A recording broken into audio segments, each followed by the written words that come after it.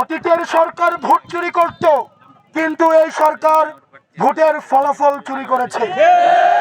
আপনারা জানেন, চলমান প্রাকৃতিক দুর্যোগের কারণে পার্বত্য চট্টগ্রাম, বান্দরবন, খাগড়াছড়ি, রাঙামাটি, কক্সবাজার এবং চট্টগ্রাম জেলায় প্লাবিত হয়েছে ইতিমধ্যে।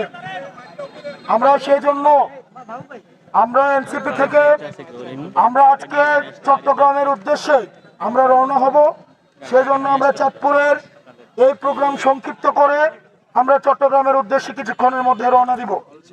আপনারা আজকে এখানে যারা আসছেন, আমরা জানি চলমান অনেকগুলো সংকটে নাগরিক জীবন এখন দুর্বিষহ হয়ে উঠেছে। তার মধ্যে কর্মসংস্থানের অভাব, দ্রব্যমূল্যের ঊর্ধ্বগতি, লোডশেডিং এর প্রবলেম, কর্মসংস্থানের অভাব, একই সাথে সাথে আপনারা জানেন গণভোটের যেই দাবি থেকে সরকারের সরে আসা, সেটি আপনাদেরকে আহত করেছে।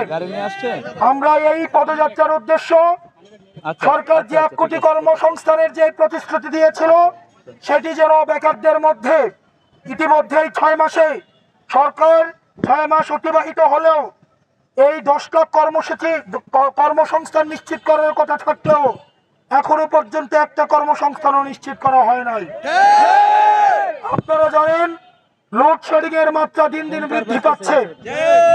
আপনারা আগে দেখেছেন, এখন এই সরকার ক্ষমতায় আসার পরে ইরানে যুদ্ধের দোহাই দিয়ে জ্বালানি তেলের দাম বৃদ্ধি করলেও এখনো পর্যন্ত লোডশেডিং এর সমস্যা সমাধান করতে পারেনি।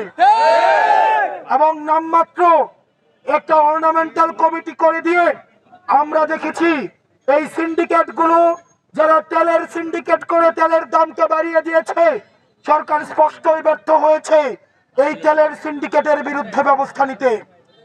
একই সাথে সাথে আমরা দেখেছি সরকার গণভোটের বিপক্ষে অবস্থান নিয়ে যে 70% মানুষ হ্যাঁ ভোটের পক্ষে অবস্থান নিয়েছিল, ফলাফল প্রকাশের পরে অতীত সরকারের মতো এই সরকার ফলাফল চুরি করেছে।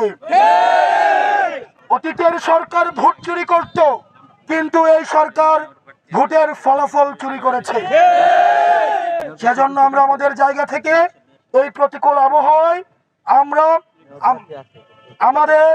আমাদের সাথে আপনারা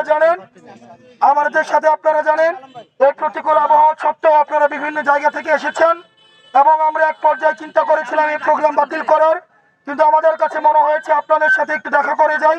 সেই জায়গা থেকে এই চাঁদপুরের বিভিন্ন উপজেলা, বিভিন্ন ইউনিয়নে আগামী স্থানীয় সরকারকে সামনে রেখে আমরা আমাদের প্রার্থী ঘোষণা করব এবং সেটিকে সামনে রেখে আমাদের চাঁদপুরে আমাদের যাতায়াত অব্যাহত থাকবে।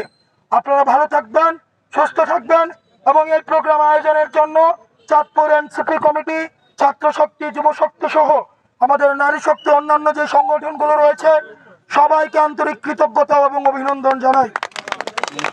আপনারা সবাই ভালো থাকবেন, সুস্থ থাকবেন এবং আমার ইনসাফের লড়াই অব্যাহত থাকবে। আসসালামু আলাইকুম ওয়া রাহমাতুল্লাহি ওয়া বারাকাতুহু।